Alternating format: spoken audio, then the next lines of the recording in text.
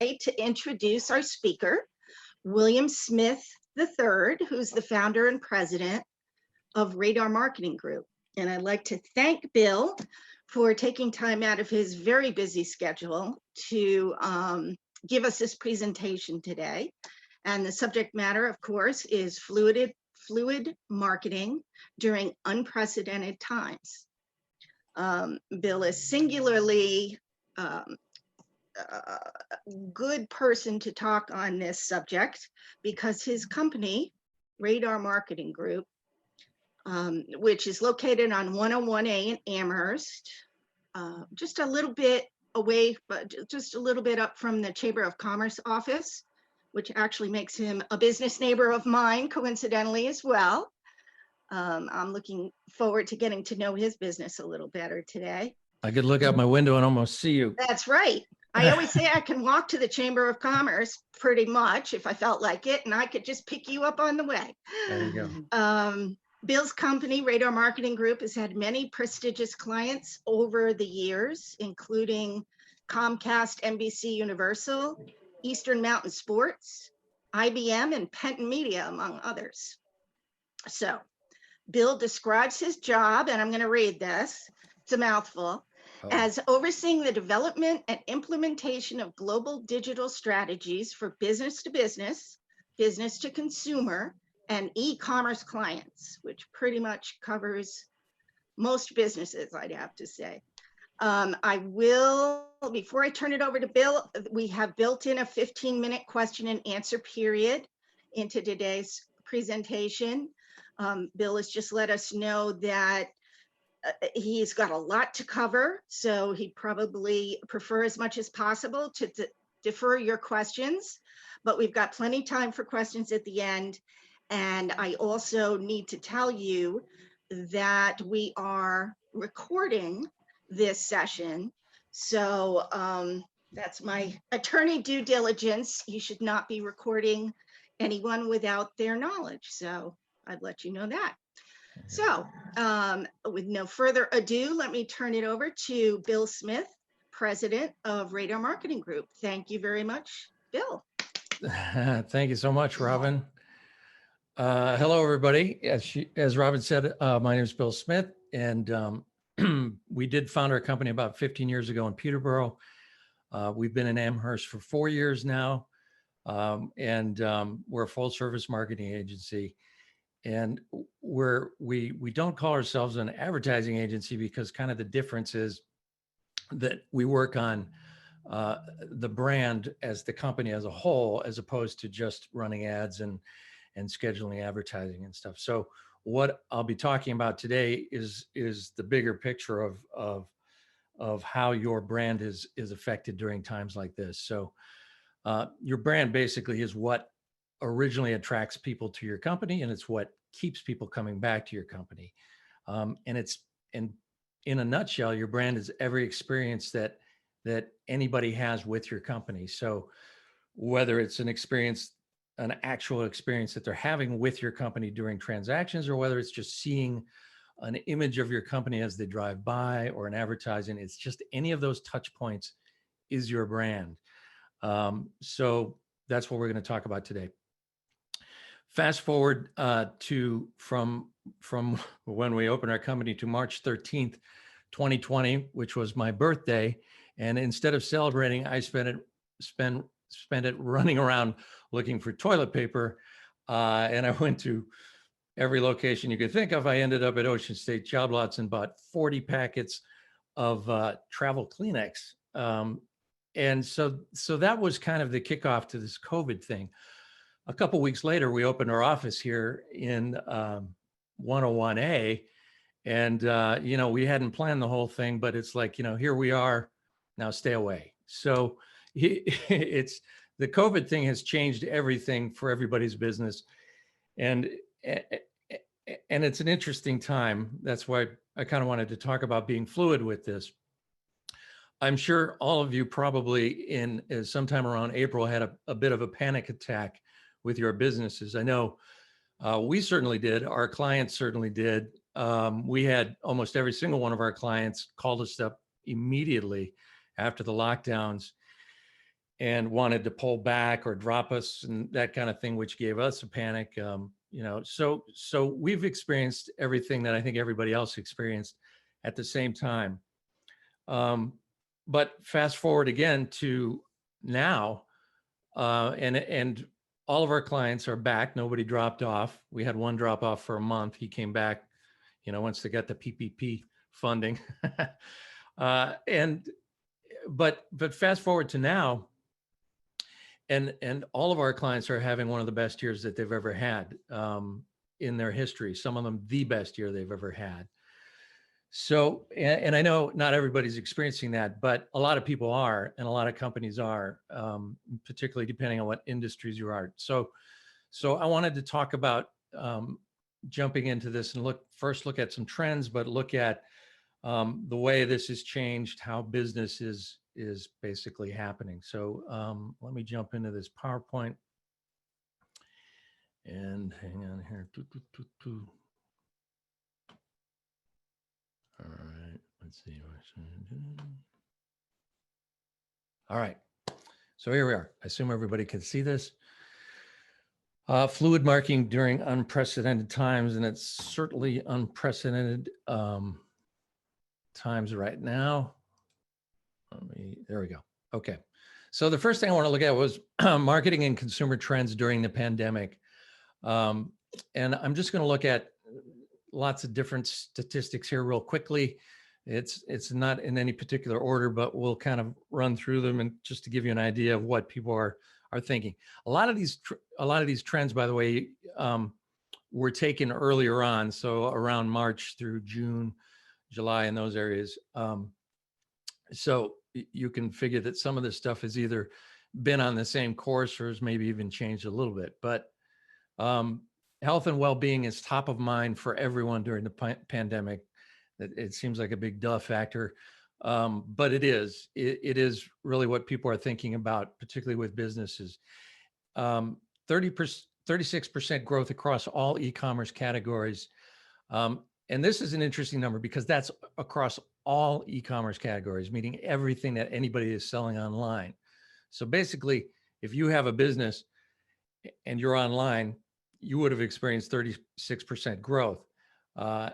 And we'll talk about, if you don't have a business online, why you should be and how you should be doing that later on. But 40 to 50% growth in home, garden, food, groceries, sporting, and outdoors.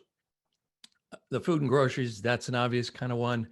I think we all realized right away that the home and garden things took off. A lot of local companies here have been crazy busy. You can't book them from anything from, putting in a new driveway to delivering dirt for your lawn to whatever, irrigation, house painting, everything to do with your home has took an incredible growth. But these statistics are online. But, and again, we'll talk about this a little bit later, for service-oriented businesses online, there's no reason you couldn't be part of these statistics. 61% of people that were asked how a brand responds during crisis, they think it's going to impact after the crisis buying. So how your company is reacting now during this is going to play a big important part as to how your company is later on. And later on isn't going to be the same as what it was. 50% of online commerce advertising spent up to $1,000 a month with Google advertising. And that's everywhere from the small company to the large company. So Google advertising is a great way, particularly on a local level, to reach customers. And I could talk a little bit about that more later on. 32% of online ads emphasize free delivery. This is good to know because it's important. If 32% of all online ads are emphasizing free delivery, and you're not, then you might stand out as having a disadvantage to those other people. Free is a big, I want to touch on this real quickly, but right now during these times, people are looking for value, and they're looking for they're looking for brands they can trust, but they're also looking for value with those brands because of the uncertainty economically in these times and where their business is going to be.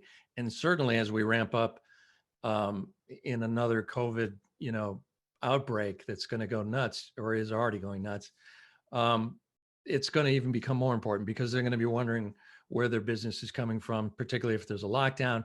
So this idea of value and offering something for free is something you should not forget. If there's any way that you can work that into whatever services you have or sell, it will be appreciated in the long run from the consumers. 20% of US consumers have switched to a store brand, meaning they've picked a brand, they decided that this is the brand that they're going to stick with during this time. And they intend to stick with their new choices that they make. So, this is a great opportunity for all companies right now, whether you're small or big or local or, national, is you have a chance to get people to become your fan, your brand fan. And they will stick with you during this time period as long as, you do the right things that they want you to do. 55% of consumers turn to brands that they trust.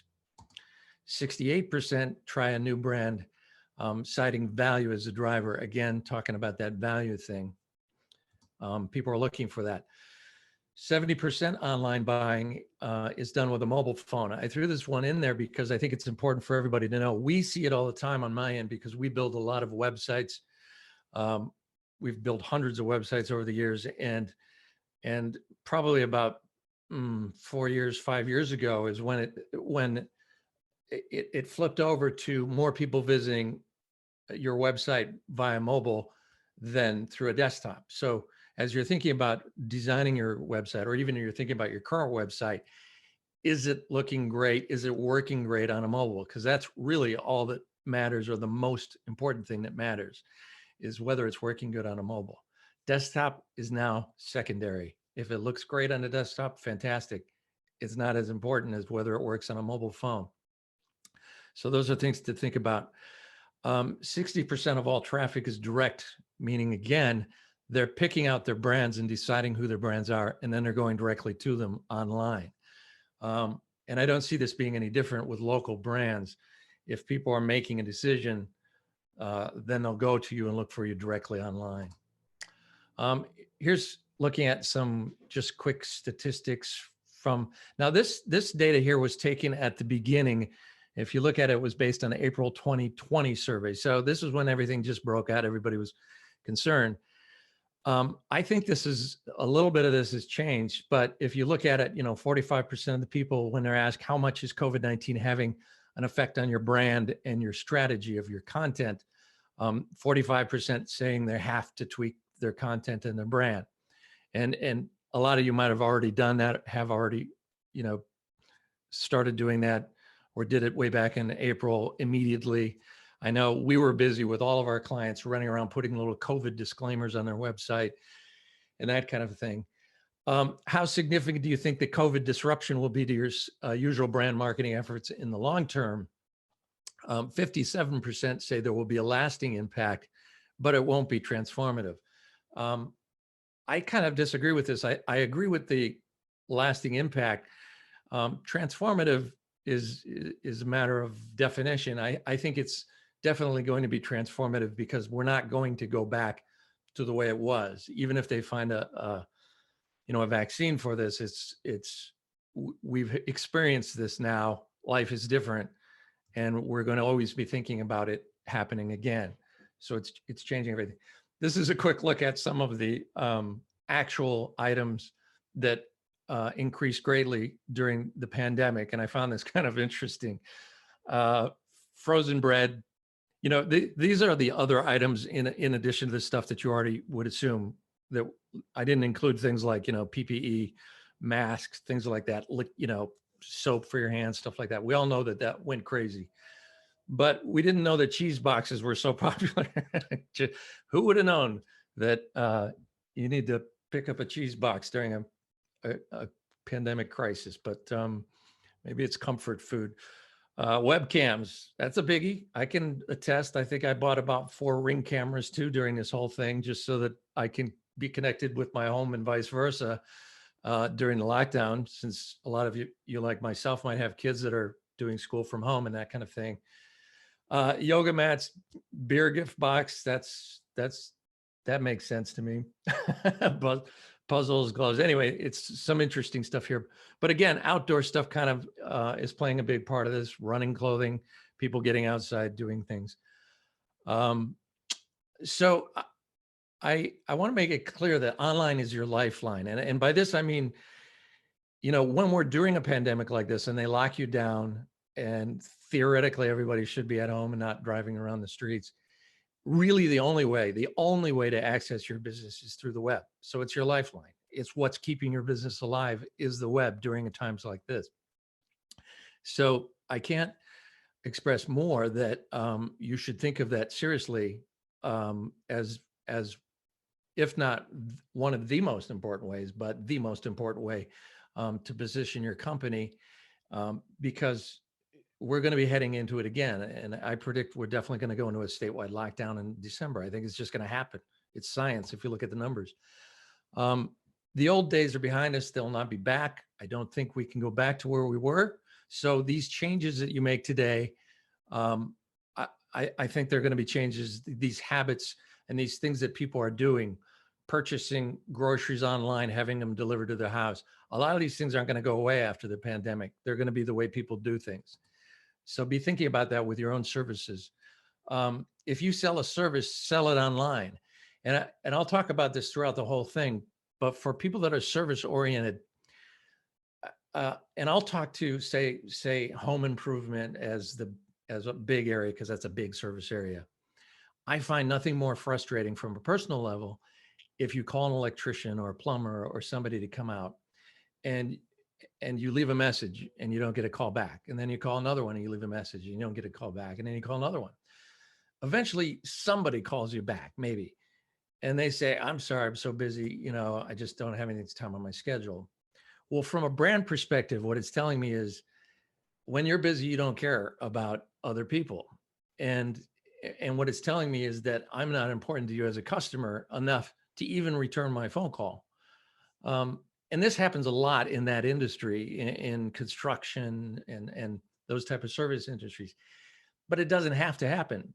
Your website could take care of that for you.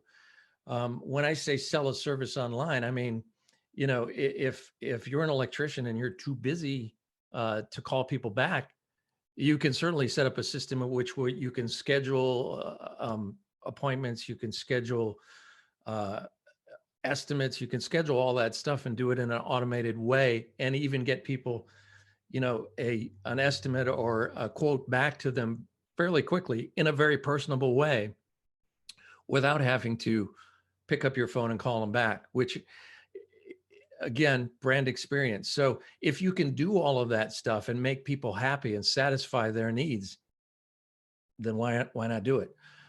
Because I'm going to remember the brands that didn't call me back, and I'm not going back to them. Your customers are online. And so basically, where are you? This is the point I want to drill home again, is that during this COVID thing, you're stuck looking out this little window on the world through your computer or your phone. And so if your company isn't there and isn't functioning in a great way, then you might not make it. Here's just an interesting statistic. 58% of respondents could recall at least one brand that quickly pivoted to a better respond their needs. So, did something to act quickly to make their lives better. And this is the time to do those type of things. 82% said this led them to doing more business with the brand.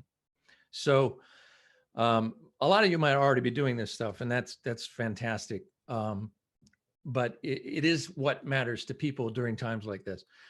So talking about refocusing the brand and your experience, health and safety is number one. And as I said before, your brand equals every experience a person has with your company. So if you're somebody that's experiencing this COVID stuff and you're nervous and scared about it, your brand can't ignore that most important concern in the country right now. I can think of a certain brand that did ignore the most important thing in the country, and that brand just lost the presidency. So, you can choose to ignore the most important thing in the country, but it's going to come back and hit you. You know, what people are concerned about with your company is protecting your customers from your staff and vice versa, protect your customer from other customers. So it's great that you might put up these things and protect people from your staff, but are you really protecting them from other people that are walking around with their noses hanging out of their mask and things like that, or not wearing a mask, or it, everybody has an opinion, but you have to think of the most extreme opinion as the most important one. The most fearful person during this time is the person that you need to cater towards, not the person that, yeah, thinks it's just, it's going to go away. It's not a big deal. It's a conspiracy or whatever. Those are the people that are going to end up in the hospital, and they're not going to be able to buy your products anyway. So don't worry about them. Worry about the people that are concerned. So what new procedures have you put in place to make purchasing easier and safer? A lot of you have done it in your stores or locations or places, but have you done it online? Is there a way that you've done it to make it easier experience for people to get to you and enjoy your services online? Something to think about. Can someone purchase your product or service without human interaction? This might be important to a lot of people right now. And if you can do it, I would urge you to do it for a couple reasons. One, because if you can automate the process, if you're experiencing a lot of extra work because of this pandemic, which a lot of our clients were seeing, they couldn't keep up with it. We have one client that's an agricultural client, and they sell fencing for farms and backyard gardens and things like that. They went through the roof because everybody wanted to, grow a garden in their backyard. They don't have anything else to do. Farmers were extending their fields because more people were buying, fresh groceries locally and things like that. So this particular client of ours, they couldn't keep up with the demand. And so we had to figure innovative ways for them to be able to keep up with the demand. And so if there are ways for you to do this online without human interaction, it's not necessarily a bad thing. A lot of people think, well, there's got to be somebody involved. But if you don't have the manpower to be involved, how could you do it and satisfy the customer? Like all of those plumbers and electricians and painters that won't get back to you when you leave a message, how can you get back to us and let us know that you're still concerned? So things to think about. Another big thing for brands right now, or for people looking at brands and making their choices, is it's a really crazy world right now. As we all know, 2020 was like a jack in a box. We didn't expect it to pop up and just all of a sudden be crazy. But everybody is concerned about everything. Everybody's sensitive about everything, and it's okay. It's been a long time coming for a lot of different things, and it's all happening in 2020. But that's all right. But you have to be aware of this as a brand. People want to see that you're socially conscious, and that it could mean lots of different things to different people. But they want you to answer this call to help. They want you to be there, whether it's, Black Lives Matter, whether it's the Me Too movement, or whether it's being eco-friendly. We've experienced 4 years of somebody that's not concerned about any of those things.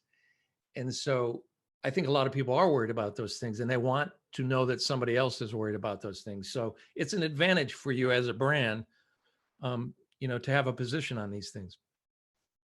25% of those who notice brands acting in their own self-interest walk away from those brands. So that's a quarter of all people looking at a brand. If the brand is not concerned, they're concerned only about themselves, not the rest of the world, it's a turnoff. 85% of millennials and 80% of Generation Z rank environment as the number one decision maker when they pick with the companies they will engage with. So, we see this a lot in outdoor equipment and sporting equipment and things like that, because that's the obvious thing. You get the hiker that wants to, get whatever, a hemp made backpack or something like that. But this is important in every way to these generation of people.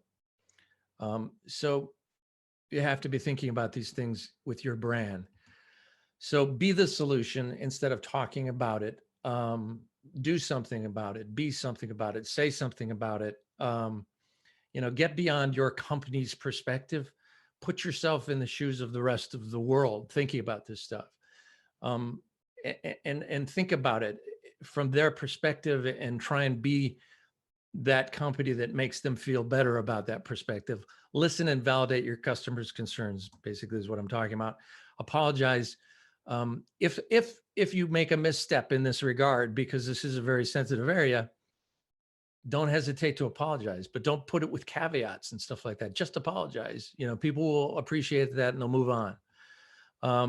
And don't make a statement without following through with it. Don't say, you're going to do this and then not do it. Just do it. Another brand refocus that is happening because of this, the COVID pandemic situation, is that people are turning more community and local online. They're looking at resources community-wise, local-wise. A lot of times they can't get it at the bigger stores, or the bigger stores are tapping out, or they don't want to go to a bigger store, or a lot of stuff is sold out online. Try and buy a refrigerator, things like that.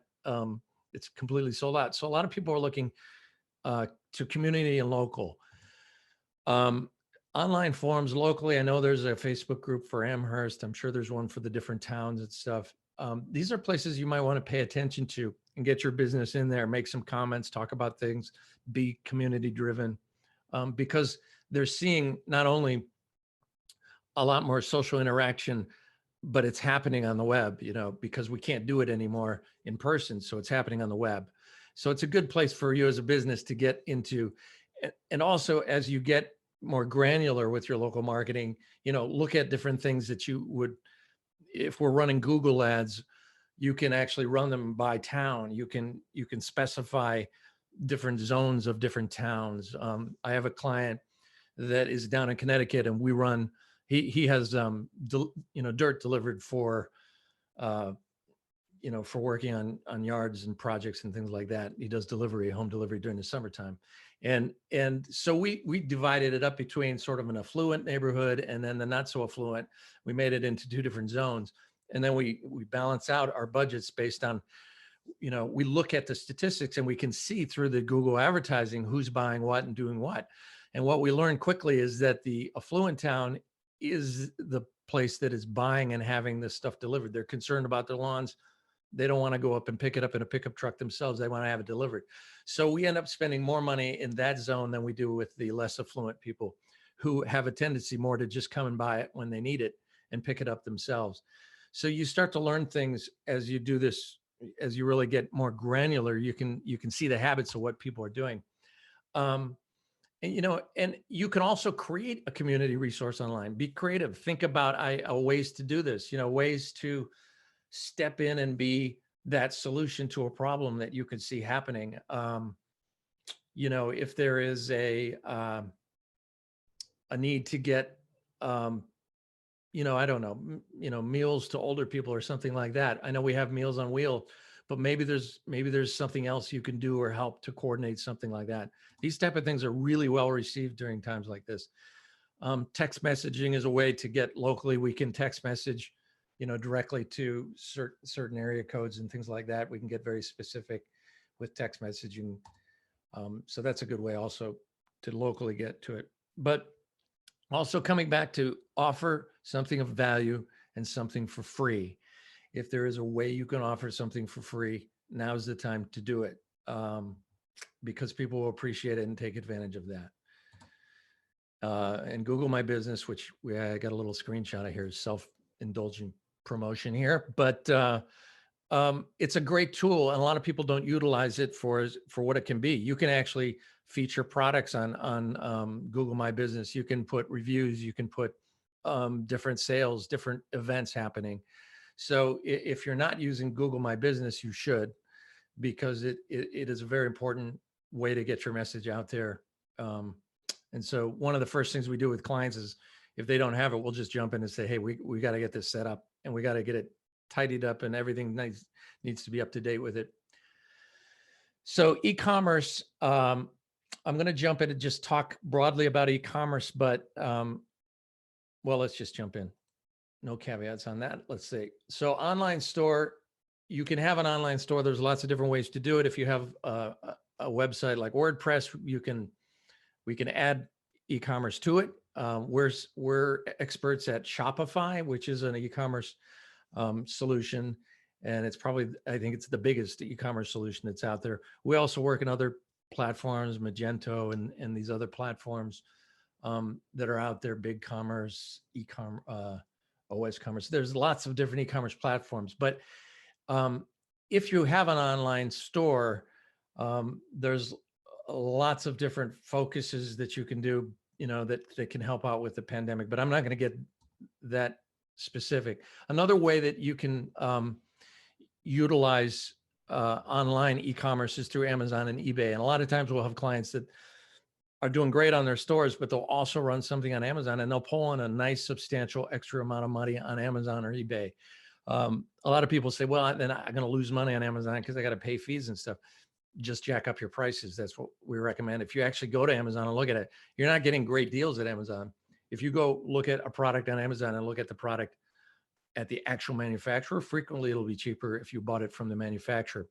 But what people love about Amazon and what is people will pay more at Amazon is it's easy. You can click a button and it'll be at your door in the next day. So if you're not on Amazon, think about it, because that easy factor, people will pay more for in a heartbeat. Social commerce, there is opportunities. If you're aware of this or not aware of this, you can actually sell products on Facebook. You can sell products on Instagram. You can actually list a certain bevy of products, Twitter, things like that. And again, going to the selling services online thing. So if you have a service, like a lot of these services, like if you go to, I use electricians and plumbers and stuff as example. If you go to one of these sites locally, you'll see a contact form, contact us, and we'll get back to you, or a phone number. But why not be actually selling those services and breaking it down by, you could easily create a form, or we could create it for you, or whoever create a form on your website that breaks down, what is your estimate? What do you need? How many hours do you think it'll be? Here's what we think it's going to be. If you like this estimate, click here. You click here, pick your date, boom, you're set up. All the electrician has to do at that point is confirm that you're on. And we can even do that through automation and emails. So, I would encourage people during this time that if you can sell your services online, do it, because as a person, that believes in science, I would rather do it online than go stop by your store and talk to you about whether or not you're going to come, put some irrigation into my yard or something. And monetizing educational basic training, I put this in there because we're seeing this as a trend that's happening. I have a couple clients and a third one that's interested, and this has all happened since April. In that one of the clients I have is they do big welding for power plants, basically, like a power plant that uses a giant furnace. They'll run. This is the guys that come in and fix those furnaces with welding, and they repair them and that type of thing. All across the Eastern United States, all these power plants, our client goes in and services those. But one of the big part of that is safety, because they're dealing with an incredibly dangerous atmosphere of, these pressure cookers. These things explode, they'll take out half a town. And so these guys need to go through a lot of training in order for them to go. And they have a lot of clients. They have like 140 welders out at any given time working on these places. So they would generally get together every year for a big meeting in December and have a safety week, and they'd take over a hotel and they would go through all this stuff, including, medical exams. And then they would go through all sorts of courses. Well, they can't do that now. And so they came to us and said, how can you help us figure this out? So we built a whole system for them to take classes online, educational training. And we have right now, for this particular client, we have up to, I think, about 30 or 40 classes that they can take online that we built for them in an interface, and they can literally get credited. They have to sign waivers so that they have a document that they can use legally that says this person, took this course, he passed it 85%. These questions he went over with his supervisor, and the supervisor said, great. And then he signs an agreement that goes to the lawyer. And if the guy falls off some scaffolding because he didn't attach himself, then they've got something, to protect themselves.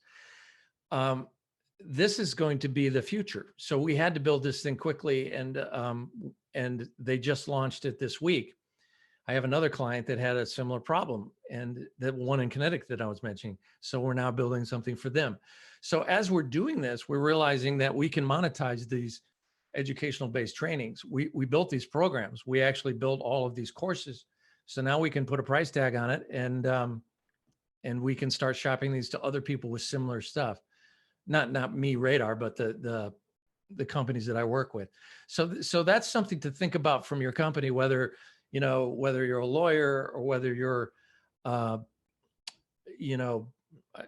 think we had like the YMCA on here, possibly there are ways that you could put in training and go through some, maybe you actually want to train your employees on this COVID-based stuff. There are ways that we can set this up, and this is all important stuff for your brand. Discount and offer more for free. You'll see I keep popping this up, but it's what people want to see. So again, figure out how to discount. So let's talk about better digital experience, customer experience. User experience is a term that we use, UXD, and it basically, user experience is whatever a person experiences when they're using some kind of a software, whether it's a website or an app or something like that. That's user experience. We call it user experience design, how good that works.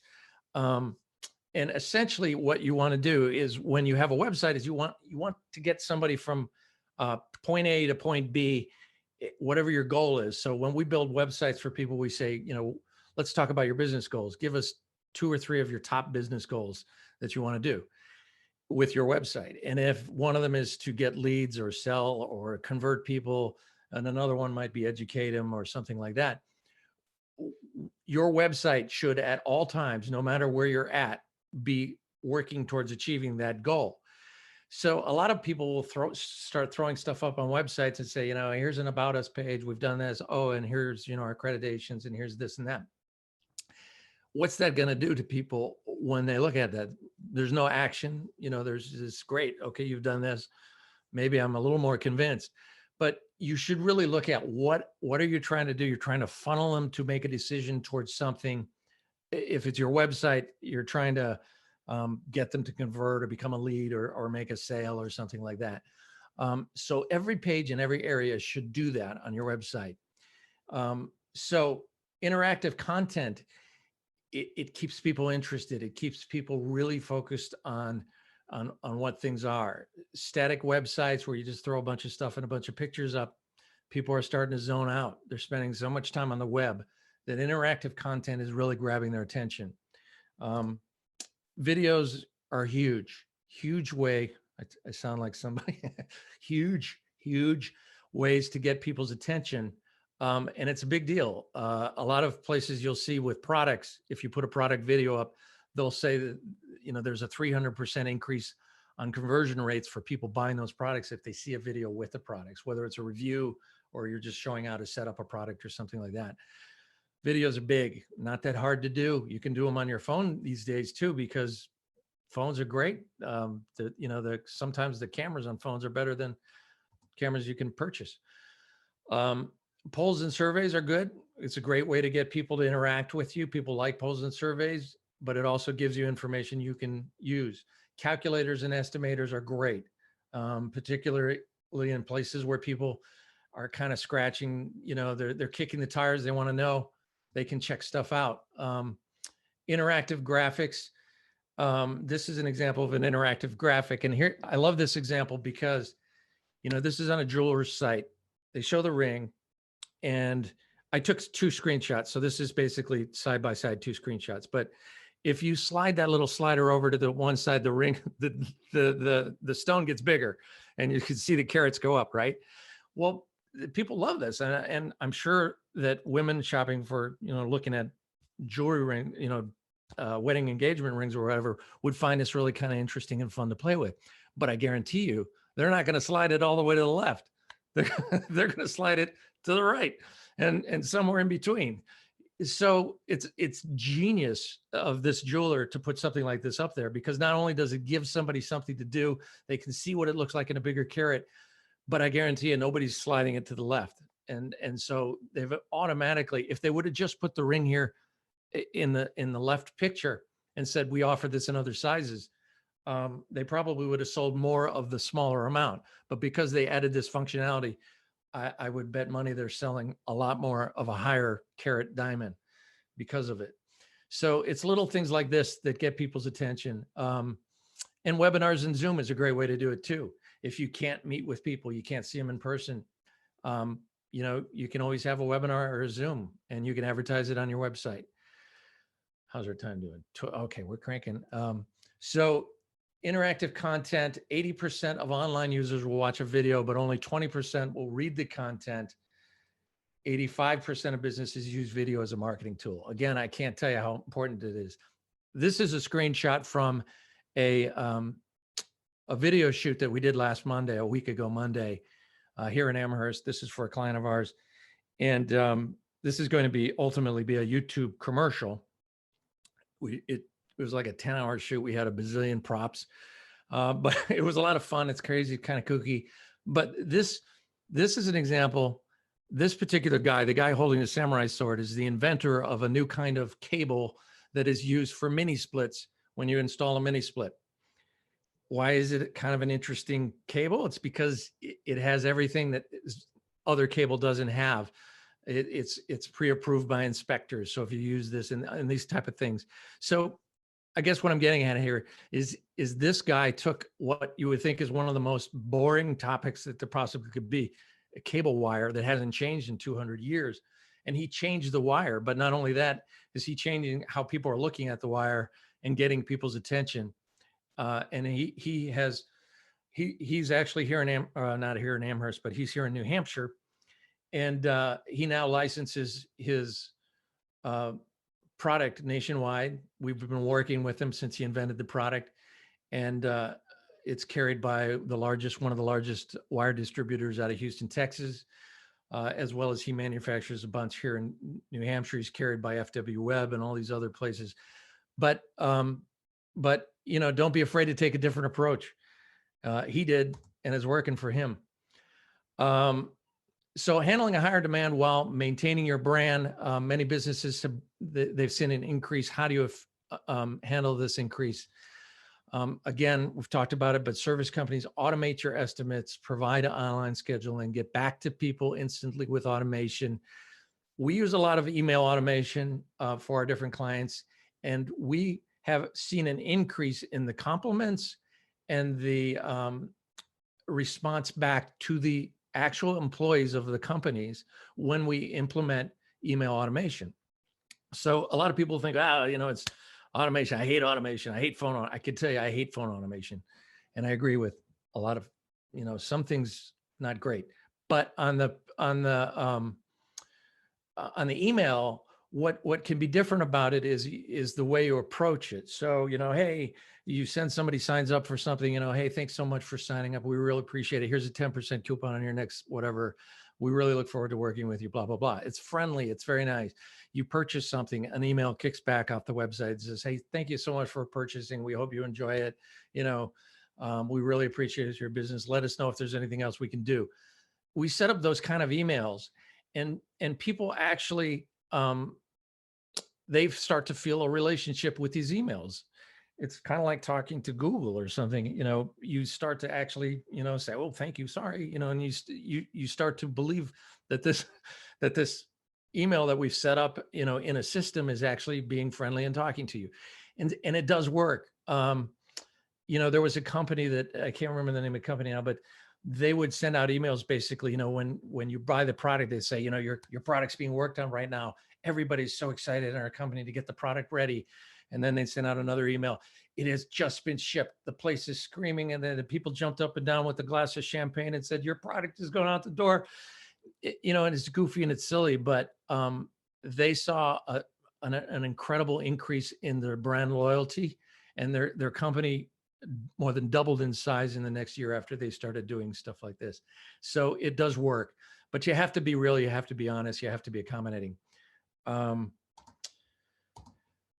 Change your processes to limit your employee interaction. If there are ways you can do that to free up that space. If you're used to taking things over the phone call, figure out ways to not do that anymore, but still reach out to these people, because it's better to get back to everybody than to get back to a few people and have a bunch of people upset at you.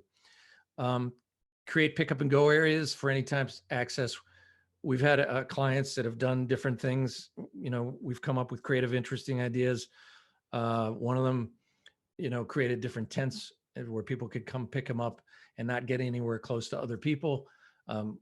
We see lockers, things like that. There's lots of different ways that you could do things. If you're a company that has products that you could leave out somewhere, in a stack somewhere that somebody else could come and pick it up, those things are appreciated at a time like this. Even if everybody doesn't use it, the fact that you offer that option is appreciated. Home delivery, for people that think that home delivery is just for pizza, think again, home delivery is for everything now. So, think how it affects your business and if there's something you can do for home delivery. Customer service, if you can put an online chat on your website, online chats are really great with people. People love online chats, but only when people are available to talk to you. We don't like online chats when there's nobody there. So you have to take it away when people are there. It's kind of a setting, but how are we doing? 12:50. Okay. Downsize your offerings and focus. This is something people don't think about sometimes, but less options makes easier decisions and people will buy more. So that's something to think about at times like this when you can't keep up with everything. Maybe you should just focus with less offerings. I always like to cite one of my favorite hamburger places in Los Angeles, which was In-N-Out Burgers, which they don't have on the East Coast. And God, I wish they did. But anyway, if they did, this is an enormously successful company. And what do they sell? They sell hamburgers and cheeseburgers and drinks and fries, and that's it. Oh, and shakes. I think that's it. But that's it. Nothing else. And they're immensely successful with lines going around their building at 24 hours at any time. And it's because they limited it. They do one thing really well, and that's what they focus on. So get that menu of options down and you'll probably sell more stuff, particularly during a time like this.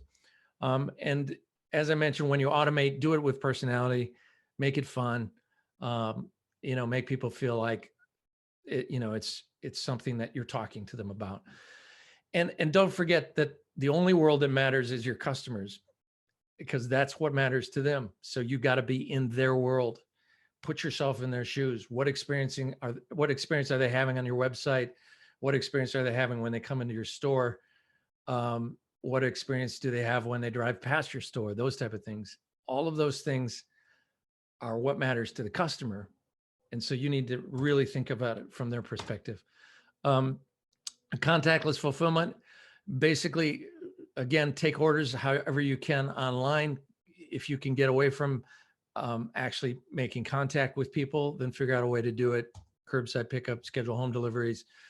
I've kind of talked about this stuff, but as you're doing it, put an emphasis on what are your safety protocols. If you're coming by and dropping something off at somebody's house, tell them, how safe you're going to be about it. Make them feel good. When the whole COVID thing first broke out, I had somebody picking up laundry at our house, and I didn't want him coming up to my front porch, touching my doorknobs and stuff anymore. He'd leave a card in every time he'd come. And I finally had to tell the place, I said, look, just have your guy come out and I'll pick up the stuff at the end of my, sidewalk. I don't want him coming up to my front door anymore. We've kind of gotten relaxed more, but there are people that might start feeling that way again.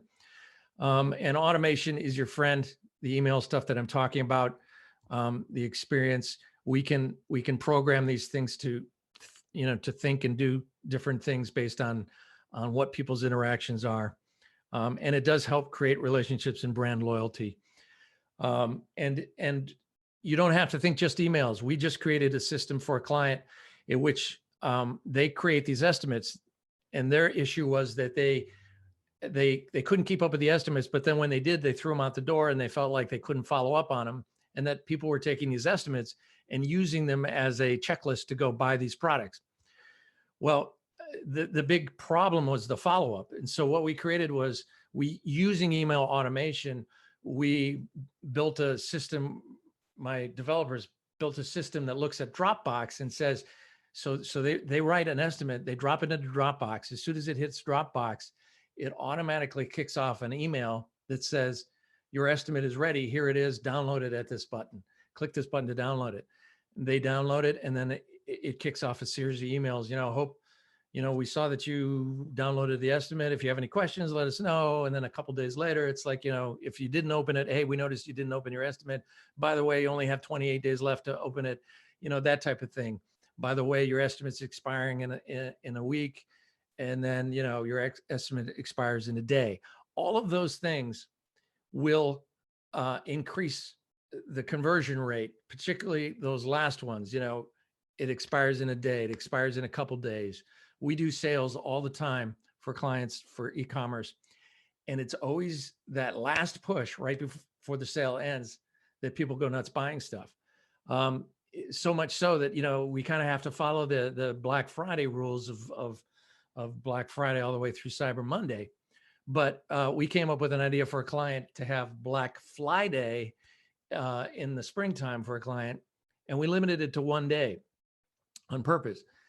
And they did better in that one day for Black Friday than they did for all 5 or 6 days that they did, for Black Friday. So,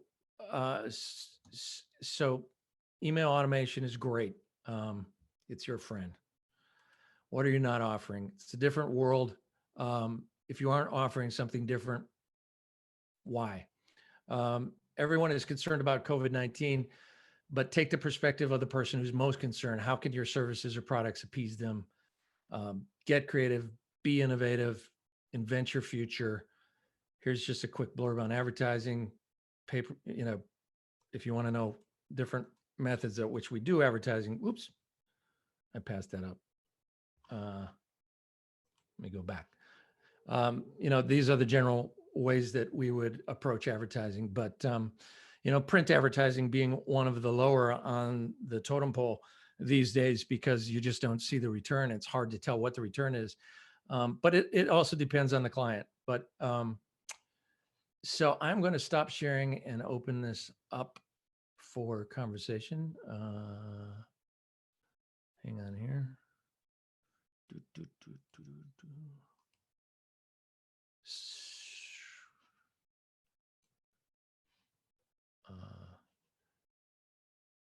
Okay. So I guess you all can unmute yourselves now if you want to. Sorry, I was rambling quickly, but we had a lot to cover. If anybody has any questions, I'd be happy to answer them now or not. You can just digest it all. Well, I'll start. I work for the YMCA, as you saw earlier. Yeah. I felt really good about a lot of the things that you said that were changes that we have made in the way we do business. Awesome. Unfortunately for us, at the same time that COVID hit, we changed our membership system, which is difficult even in good times. And in addition to doing it during this current pandemic, we had a lot of issues with the transition. But we've really pushed people to take Y memberships online versus coming into the front desk. It's been kind of a quandary for us because we are a relationship business. Right. A lot of what we do is being in person, but because of the pandemic, people have appreciated more options that we have online. Obviously, we considered it an upgrade when we went to this new system. Our new membership system was an upgrade, and pushing more online versus face-to-face, they have a lot more options in how they view their payments and all of that stuff that people like. Right. Um, So is it an easier system to use, I would hope? well, from the user experience, yes. Yeah. We okay. just had data transfer issues, significant Yeah. that we've pretty much worked through, but it's still not perfect. But certainly at a time when we're changing the system for the benefit of the member, and they see that benefit going online to do payments and actually to take out memberships and things like that, it's smoother for them. And the timing ended up good. Yeah. Okay. So what is your biggest pain point right now then? Is it just getting people to sign up for it, or how are you handling people coming into the YMCA? Well,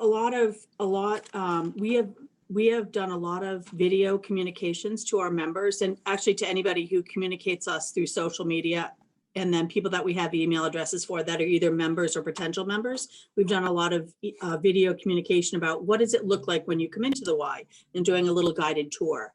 And you're right, they're inexpensive and not kitschy, but doing it yourself versus a production that you may Right. cost you many thousands of dollars, Right. feels more authentic for Yep. what we're communicating. So that has helped us. The whole, bringing people into the Y and all, there's been so much state guidance about what we can do, how we do it, what we have to take reservations for schedule wise. A lot of that's been determined by the state, but we have a lot to communicate for people to let them know it's really very comfortable when you get in, and we're sharing a lot of testimonials. We have members who have said what a great experience it was, and like telling us how we're cleaning, that they like that and that type of thing. So we share those testimonials with others. That's a great idea. Mm-hmm. Yeah, I think you're in one of the hardest industries for being hit by COVID, because even in the restaurant industry you can get, and then I know they're being hit equally as hard, but there's a little bit of a creativeness that you can do with home deliveries and things like that. You obviously can't home deliver a gym to somebody. Well, actually, with that said, we had been considering more online options before COVID hit for people that want that. And we had to quickly change to, we didn't want people to quit their memberships. We wanted to give them a reason besides that we're good people and it's a nice organization to continue their membership. So we offered a bevy of online exercise, arts and crafts for families, arts and crafts for kids, STEM stuff, a lot of things. So we have a whole online, like a video library, and then a lot of Facebook Live yoga and that type of thing. So we've stayed relevant in regard to that. And actually from COVID, we're going to be offering virtual memberships. So for people that really don't want to or have a need to come in the building, like that's not important to them, they're going to have this option so they can, because right now we're giving a lot away for free. So we'll be offering that as a new model. Right. You were hitting on things I was thinking before you started saying them, was that, to offer, to go in a whole nother mode of online videos for exercise and stuff like that, and offering, those options. So it sounds like you're doing the right stuff, but it definitely, it's, attention, what do they say? Attention goes where energy flows. So, you're going to have to keep up on it in your industry just constantly, I think, to make it more interesting and cultivate the content and the social media and the videos, and make it fresh content, more so probably than a lot of other industries, I would think, because of that disadvantage you've had. And I feel for your industries, because I was this close to purchasing a gym membership when I was in like February, and I don't know for what reason I didn't, but man, I was glad I didn't, because because this whole thing happened and I probably wouldn't go. But So the other thing is that's been interesting. The heck was it? I was just sorry, I lost my train of thought. That's all right. But anyway, you if you chime back in if you get it again. But yeah, I think you're a perfect example of having to reinvent your business to some extent, completely. I remembered it. So one good thing from this is we have struggled. So this Y has been around for 130 years. We have always struggled with people knowing us as a gym and swim. We definitely have pools, we definitely have gyms, all of that. But we really, with what happened with COVID, we quickly transitioned and we had to close our buildings per the state. We opened them up for blood drives. We were accredited early on to do that emergency childcare, and the hospital actually reached out to us and said, hey, we have staff that we need to work. They don't have childcare. So that happened. We were able to tell that story. We are helping with food distribution in the region. That's another thing. I don't think people would necessarily think, oh, the Y is helping with food insecurity in the region. So we've had a lot of, so I'm community relations. Yeah. We've had a lot of stories to tell that have really helped us with this. We're not a gym and swim. So that will be, if this ever ends, that will be our takeaway, that we had a lot of opportunities to tell our story of the other work that we do that people don't necessarily associate with us. Yeah, that's great. I just learned something myself. So, I mean, yeah, that's perfect. I mean, the membership thing, I think you seem like you're on the right track from just thinking off the cuff here, but my initial reaction would be for an online virtual membership or whatever to offer it for really low price or Yeah. 6 months free or whatever, but just to get people to get in and feel good about getting something, because people are obviously smart too. They know in a lot of these cases that it's new and you don't have it flushed out either. So if they're buying into something that's never been done before, they know it's not going to be perfect either. So I think you have to take that into account with how you charge for membership and stuff. But yeah, tough business for you, but sounds like you're doing the right stuff. Any other questions or from any other? I was just going to note that was interesting. I hadn't really thought you had made that point, Bill, in your presentation about putting things on your site that show that you are interacting with the community. Yeah. And that I hadn't really thought about that. And that's what Beth said, really highlighted that. Yeah. That was good. And I think particularly when things were getting really bad at the beginning, and we're headed in that direction again, but we don't, we have the shock factor behind us a little bit, but but it's but I do think that people appreciate that and they look for some connection somehow. I mean, people, that's what humans are. They're connected people. They're connected. So how do we stay connected now and do that with your business? And if your business can be part of that connection, I think that's great. A lot of people I've heard from different companies, I can't think specifically, but I know I've heard from other people that are just kind of like, things are going to go back to normal and we'll get back to stuff. I don't think it's going to get back to normal. It will be changed. It will be, a lot of people will have made the choice to do a lot of business online or privately, or, in their own, what's the word I'm looking for? In their own terms, I guess. People want to do things in their own terms that they can do it in a safe manner. And I think the companies that will accommodate that will be the companies that come out ahead. But I'll give you, for instance, I don't know how many of you have ordered groceries online and had them delivered. Has anybody else done that? Okay. I've been doing it since, I don't know, since shortly after the beginning.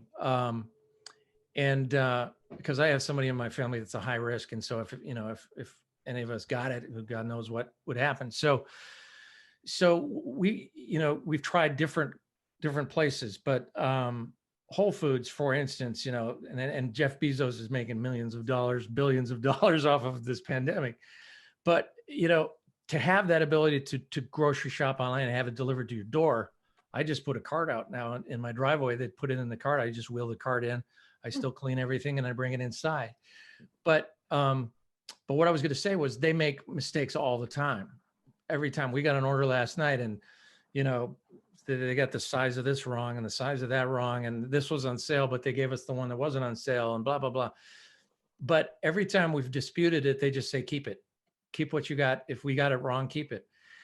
And we're not trying to take advantage of the system, but the system isn't working correctly and they need to fix it, but they understand that and they're okay at eating that cost. And so, you know, I think they're doing the right stuff and not making a big deal about stuff. They're accommodating people as much as they can.